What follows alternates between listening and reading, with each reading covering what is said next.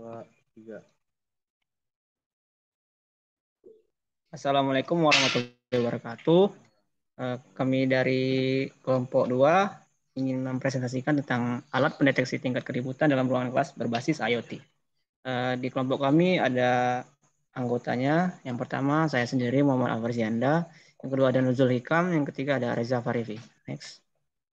Pembahasan pertama ada pendahuluan. Next. Di latar belakang, yang pertama kebisingan adalah suara atau bunyi yang tidak diinginkan. Terus kebisingan dapat menghilangkan kefokusan seperti saat proses belajar mengajar. Dan kebisingan dengan intensitas tinggi dapat menyebabkan gangguan kesehatan. Next.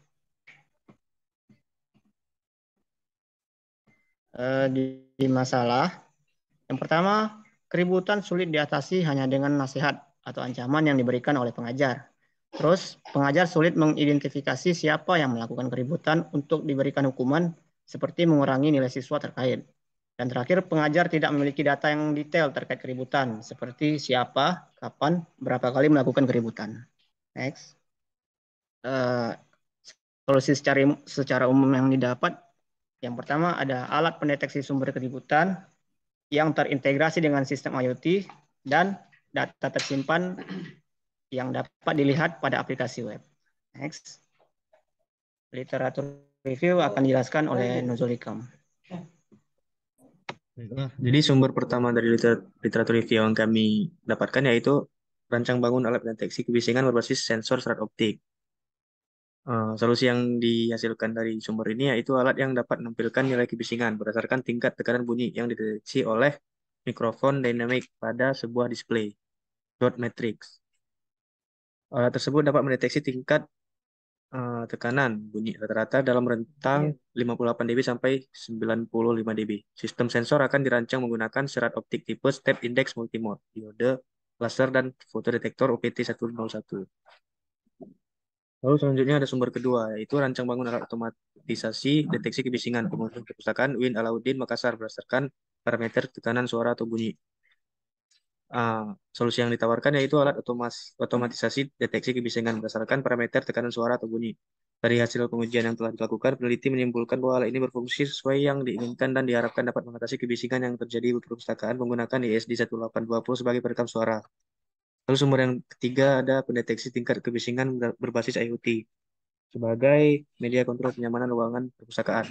Solusinya yaitu sistem pendeteksi tingkat kebisingan menggunakan sensor suara yang dapat mengukur tingkat kebisingan pada range minimal 41 dB dan maksimal 69 dB dengan nilai rata-rata simpangan 1,1 dan nilai rata-rata error sebesar 1,0%. Sumber selanjutnya itu ada sumber keempat dengan judul perancangan alat monitoring pendeteksi suara di ruangan bayi Rumah Sakit Vita Insani berbasis Arduino menggunakan buzzer. Solusi yang ditawarkan yaitu dengan menerapkan sistem monitoring suara pada ruangan bayi yang berbasis microcontroller Arduino Atmega 328 yang berfungsi untuk mendeteksi suara kebisingan. Data dari sensor suara tersebut diolah oleh Arduino melalui pin. Maka akan Arduino memberikan fungsi kepada buzzer untuk memberikan notifikasi alarm. Sumber selanjutnya akan dijelaskan oleh Reza Farifi. Untuk sumber 5 yaitu implementasi sistem monitoring jarak jauh tingkat kebisingan suara menggunakan transceiver SX1278. Solusinya untuk mengukur kebisingan sesaat menggunakan alat solarimeter.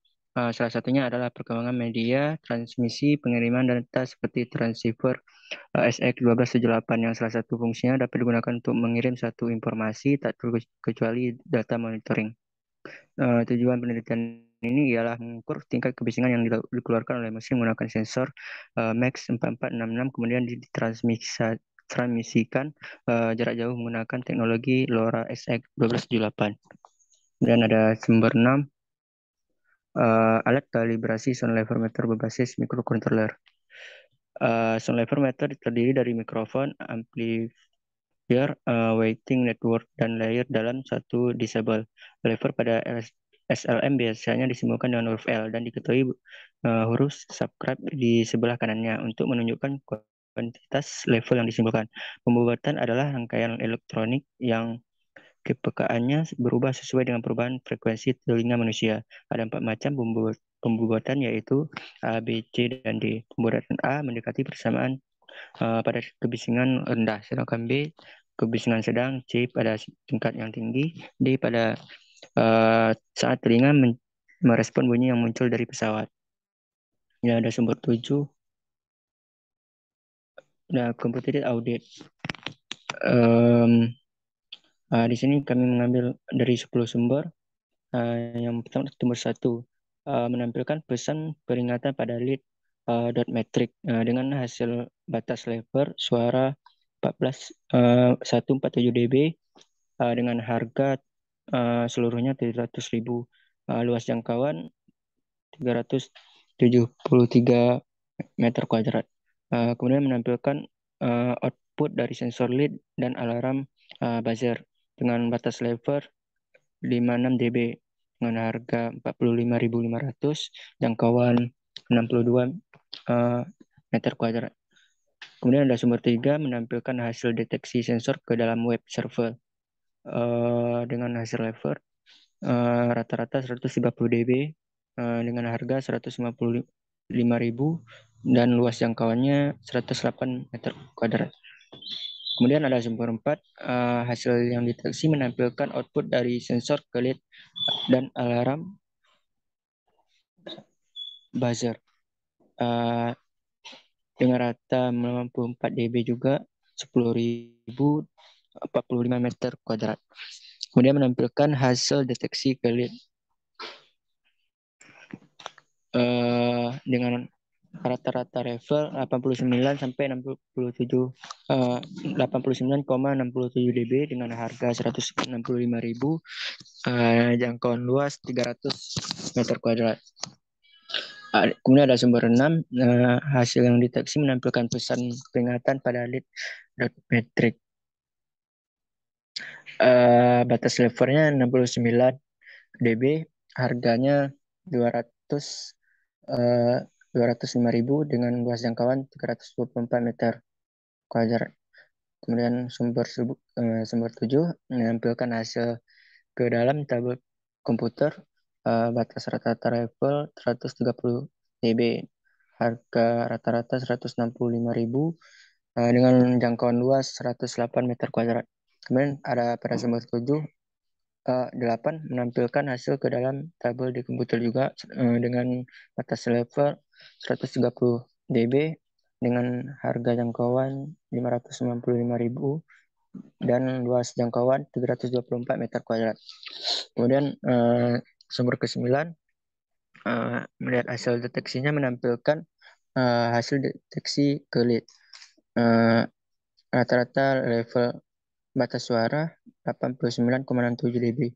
Harga dengan 165.000, jangkauan luas 300 meter kuadrat. Kemudian ada sumber ke-10 menampilkan hasil ke dalam software. Batas level 56 dB dengan harga 45.000 dengan luas jangkauan 62 meter kuadrat. Jadi beberapa kesimpulan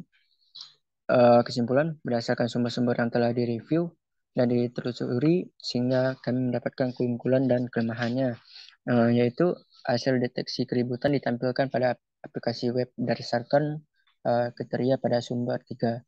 Kemudian menggunakan sensor KY 037 karena lebih murah dan efektif berdasarkan pada sumber kedua dan keempat.